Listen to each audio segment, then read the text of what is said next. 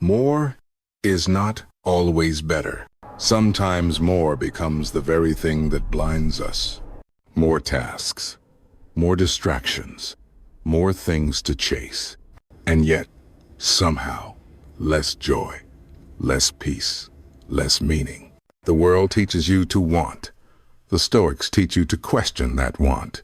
You have been told that happiness is at the end of accumulation, that peace comes when you finally have enough. But enough never arrives when the goal keeps moving. When you live in pursuit of more, you run endlessly toward a finish line that does not exist. The Stoics knew this trap. They understood the deception of excess, that when you need too much, you suffer too often. So they practiced the opposite. They trained themselves to need less, and in doing so, they discovered something profound. That needing less reveals more of what truly matters. Think about your own life. How much of your stress comes from things you thought you needed? That new device, that promotion, that recognition, only to realize, once you had it, it brought no lasting peace. Now, imagine needing fewer things. Imagine waking up and feeling complete. Not because you have it all, but because you finally let go of what you never needed. This is not minimalism for aesthetics. This is minimalism for the soul. The Stoics were not poor. They were not weak. They were powerful because they trained their minds to detach from the unnecessary. And in that detachment, they gained clarity. In that clarity, they found power. Needing less is not about deprivation. It is about liberation. It is saying, I will no longer let my joy be hostage to things outside my control. It is knowing that the more you chase, the more you distract yourself from what is already within reach. Seneca once wrote, "It is not the man who has too little, but the man who craves more, who is poor." True wealth is needing less, because when you need less, you fear less. When you need less, you sleep better. When you need less, you can finally live more. So ask yourself, what in your life do you think you need, but in truth is only noise? What are you holding on to that is holding you back? Sometimes, all it takes is one decision: to let go, to need less, to live more. This is not weakness, it is strength, and it is where your journey to clarity begins. Clarity is not found in more thoughts. It is found in fewer distractions. The reason you feel overwhelmed is not because your life is too full. It is because it is too full of the wrong things. Open your phone. Look at your inbox. Scroll through your feed. How many of those messages, updates, alerts actually matter? How many pull you away from what matters most?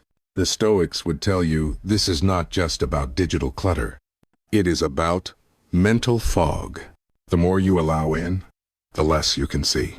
When your mind is filled with noise, your soul loses its voice.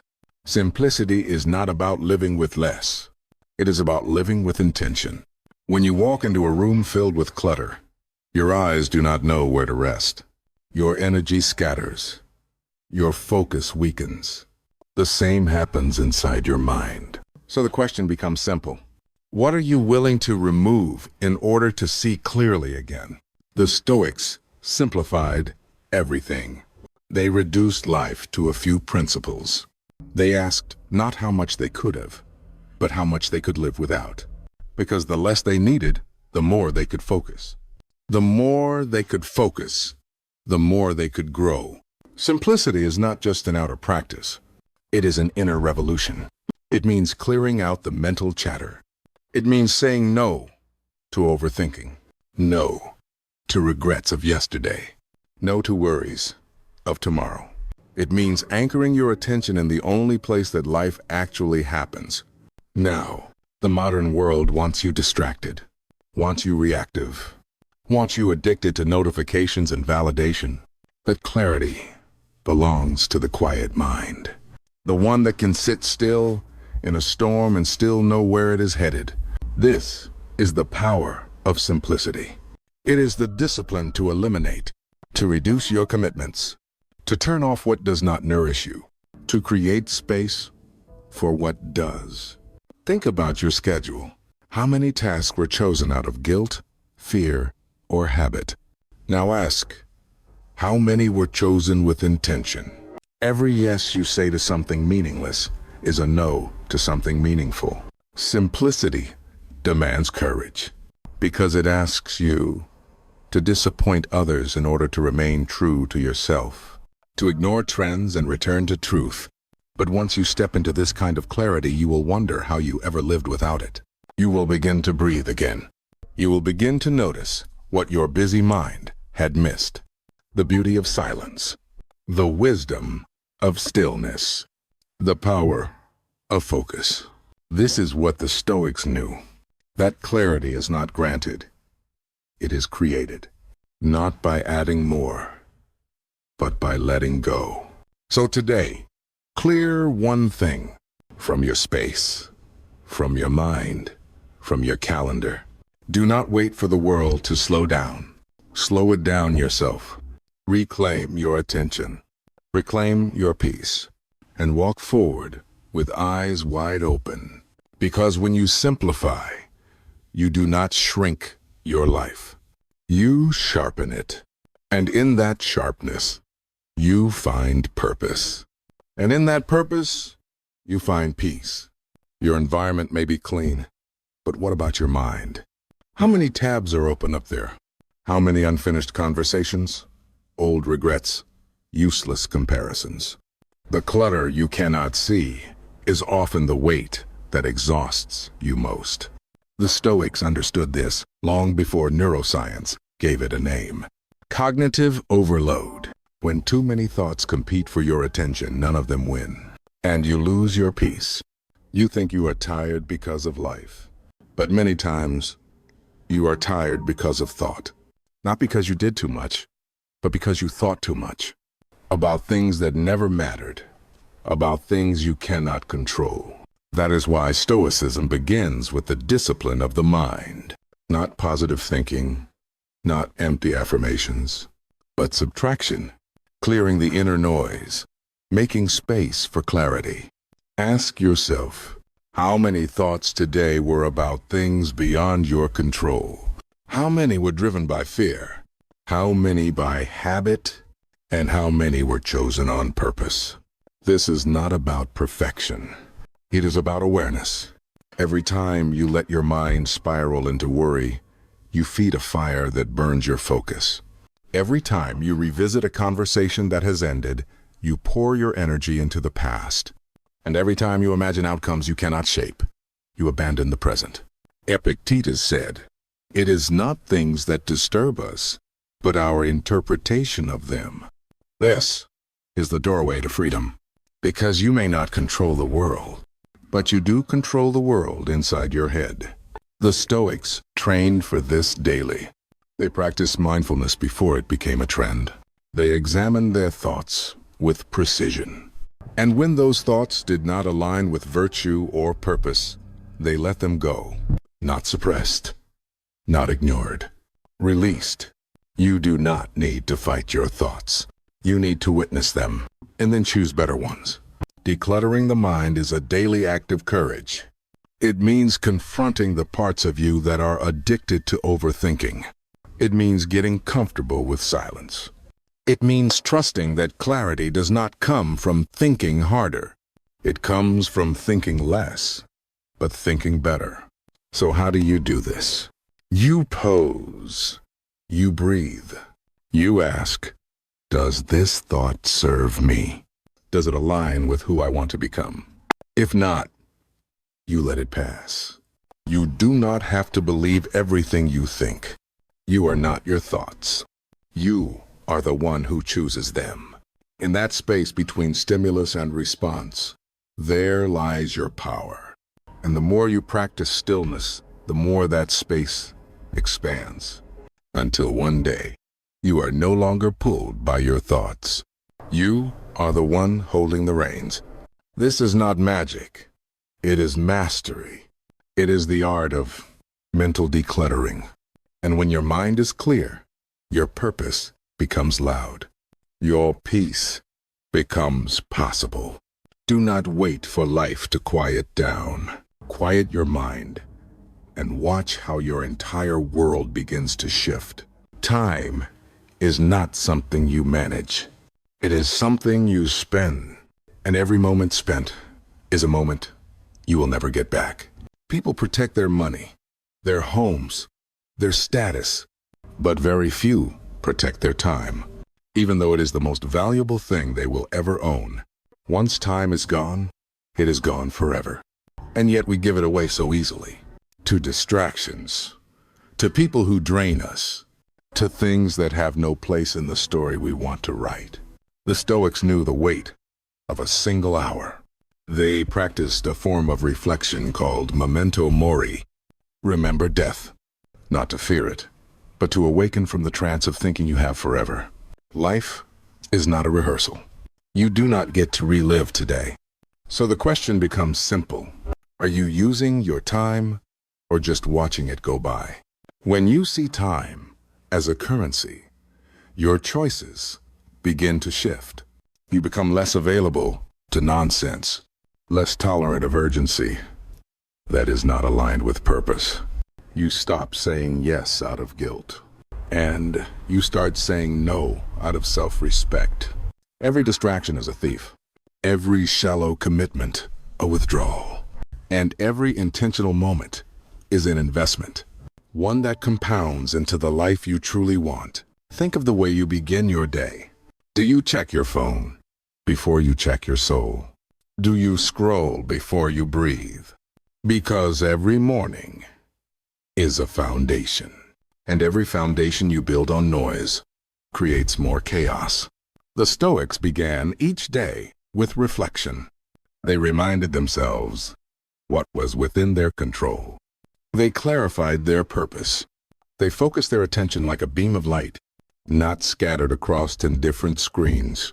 This is not about becoming rigid. It is about becoming intentional, about treating time not as something to kill, but something to honor. Marcus Aurelius wrote, "You could leave life right now.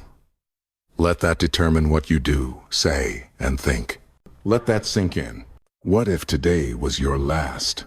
Would you regret the things you said yes to, the tasks you did not challenge, the energy you gave to things that did not matter?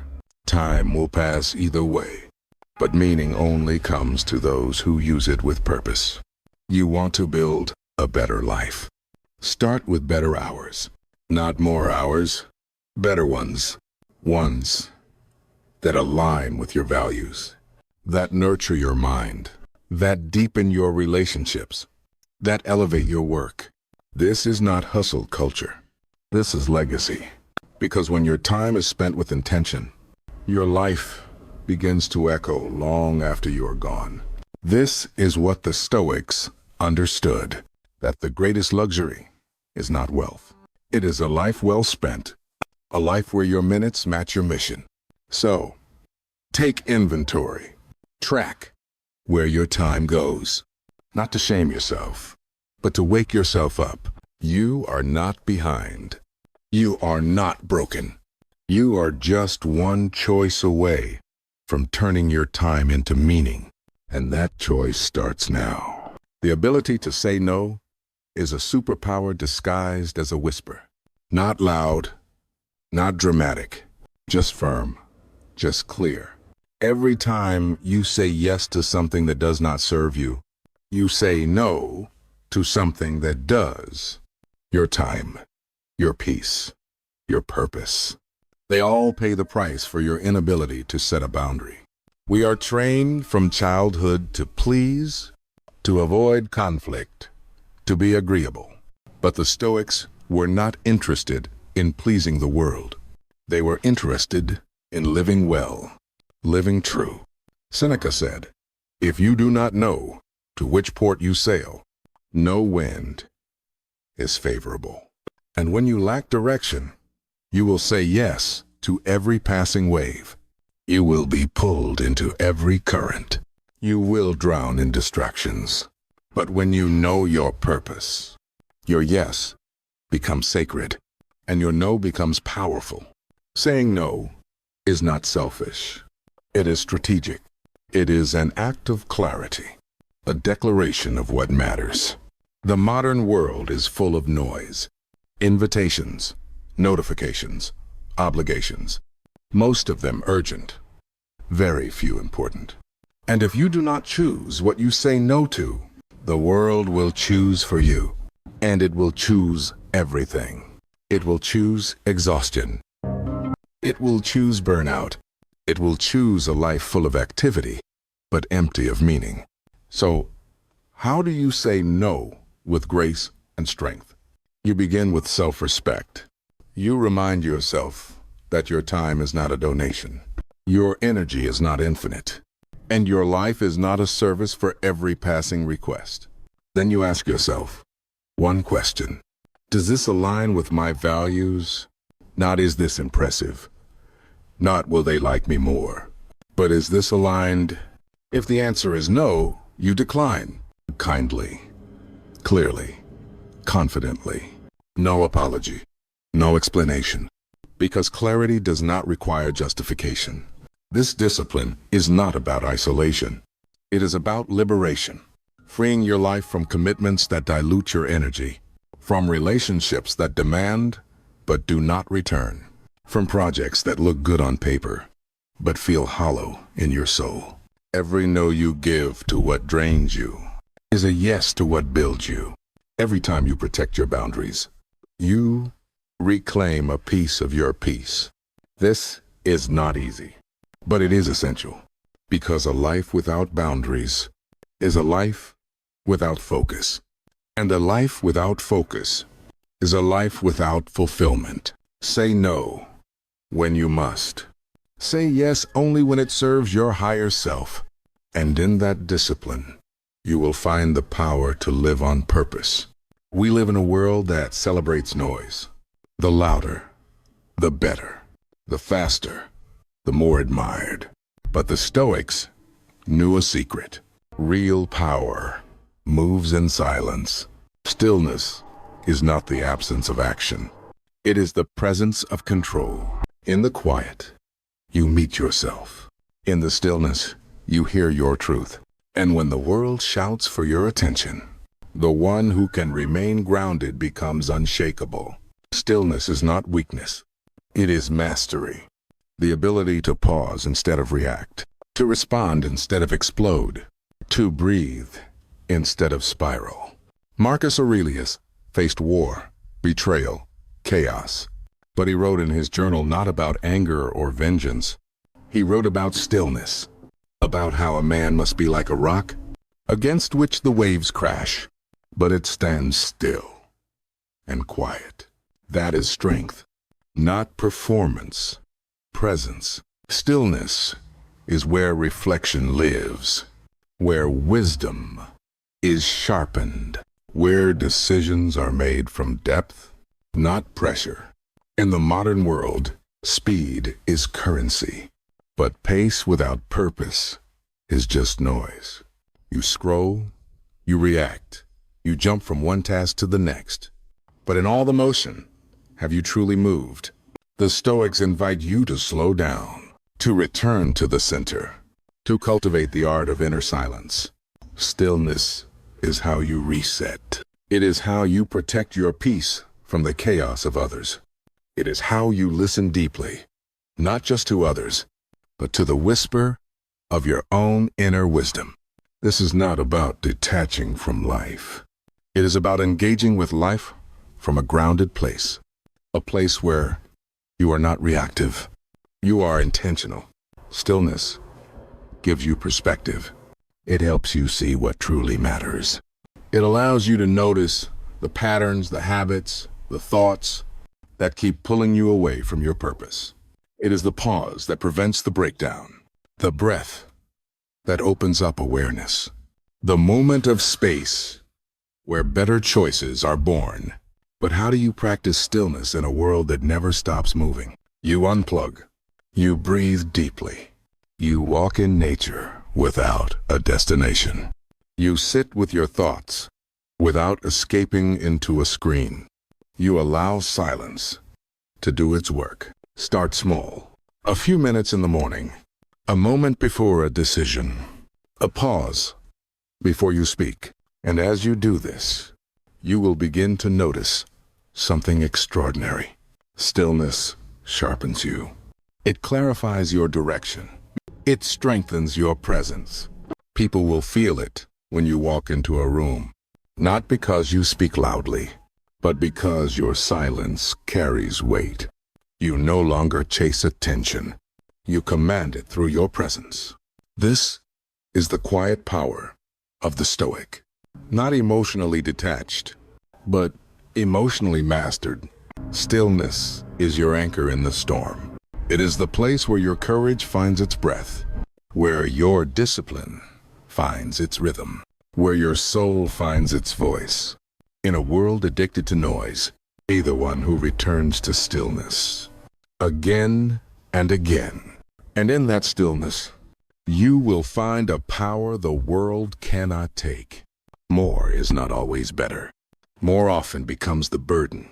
More things, more goals, more opinions, and yet, less often becomes the freedom. We are told that fulfillment comes from acquiring, achieving, accumulating, that the next possession, the next success, the next affirmation will bring joy. But the Stoics knew better. They understood that the pursuit of more is often the cause of our suffering, because more creates clutter, not just in our homes, but in our minds. More choices, more distractions, more noise, and all of it distances us from what truly matters. When you have less, you see more clearly. When you stop chasing, you start noticing. You begin to appreciate what you already have. You begin to live, not consume. Take a look around. How much of your life is filled with things you do not use? How much time is spent on goals that are not yours? How many mental loops are running just to impress people who do not even know your name? The Stoic life was not one of poverty. It was one of intentional simplicity, of eliminating what does not serve to make space for what does. Epictetus owned very little, but he possessed immense peace, because peace does not come from possessions. It comes from clarity. He once said, "Wealth consists not in having great possessions, but in having few wants." When you no longer crave what you do not have, you return power to yourself. The joy of less is not about emptiness. It is about fullness, full presence, full gratitude, full engagement with the now. It is choosing one deep conversation over 10 shallow ones. It is owning one book you actually read instead of a shelf of dust. It is waking up to a life where every piece fits because none of it was chosen by accident. And this simplicity extends beyond objects. It includes your calendar, your relationships, your thoughts. Every yes you give must be a full yes, or it becomes a silent no to yourself. So how do you begin this path of less? You start by asking what brings you energy and what drains it. You begin to notice the small ways excess creeps in. The emails you never needed. The scrolling that leaves you empty. The expectations that were never yours. Then, you begin the process of removal. One item, one commitment, one thought at a time. And with each removal, you breathe deeper. You feel lighter. You move through life, not with more speed, but with more clarity. Simplicity gives you room to feel joy again. Not the fleeting kind from dopamine hits, but the grounded kind that comes from alignment. From living a life where nothing is extra and everything is essential. This is the quiet reward of choosing less. Not because you are settling, but because you are rising. Rising above the noise, above the distractions, above the need to prove. And in that space, you find something priceless. Peace. And in peace, you finally find joy. Take everything from a Stoic, and you will find they still have everything. Because what they value most cannot be stolen, cannot be broken, cannot be sold. Their wealth is not in their hands. It is in their heart, in the integrity of their choices, in the alignment of their actions. The Stoics built their lives on one foundation: virtue, not as an abstract ideal, but as the compass for every step. They believe that a good life is not measured by comfort, but by character, not by achievement, but by alignment. Four virtues guided them: wisdom, courage, justice, temperance. These were not decorations. They were disciplines, practiced, refined, lived. Wisdom is the ability to see things clearly, to make decisions not out of impulse, but out of truth, to ask not what is easy, but what is right. Wisdom is pausing before you speak, thinking before you judge, listening before you act. Courage is not the absence of fear. It is the will to act despite it, to speak the truth even when it costs, to stand alone when the crowd moves in the wrong direction. It is the inner fire that says, I will not betray myself for approval. I will not stay silent when virtue calls. Justice is not a courtroom idea. It is the daily practice of fairness, in how you treat others, in how you respect yourself. It is looking at every interaction and asking, did I honor the dignity of the other? Did I uplift or diminish?